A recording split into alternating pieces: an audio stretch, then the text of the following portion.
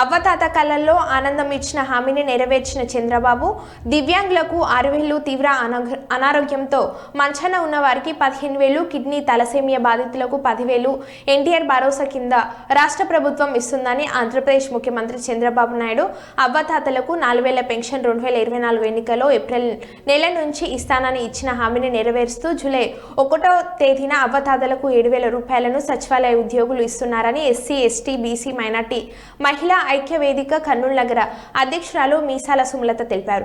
ఈ రోజు కర్నూలు నగరంలోని 48వ వార్డు రోజా వీధిలో జరిగిన పెన్షన్లో అవ్వతాతలు మంత్రి టీజీ భరత్, ముఖ్యమంత్రి చంద్రబాబు చిత్రపటానికి పాలాభిషేకం చేశారు.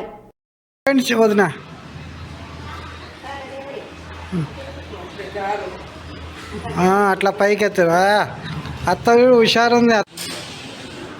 ఎన్నికలలో హామీ మేరకు సీఎం చంద్రబాబు 3వ సంతకం చేశారు. జిల్లాలో 2.45 లక్షల మంది పింఛన్దారులకు ప్రయోజనం కలుగుతుంది. సామాజిక భద్రతా పింఛన్ 4,000 పెంచుతూ సీఎం చంద్రబాబు నాయుడు 3వ సంతకం చేశాడు. తెలియగానే వృద్ధులు, వితంతువులు, వికలాంగులు ఆనందం ఎల్లువెత్తారు. అలాంటిది ఇప్పుడు రేపే ఆ 7,000 తీసుకునే పెన్షను చంద్రబాబు నాయుడు గారు ఎన్నికల్లో ఇచ్చిన హామీ రేపే నెరవేరుతుంది. కాబట్టి అవ్వతాతల్లో సంతోషం, వాళ్ళ కళ్ళల్లో వెలుగు చాలా ఉంది.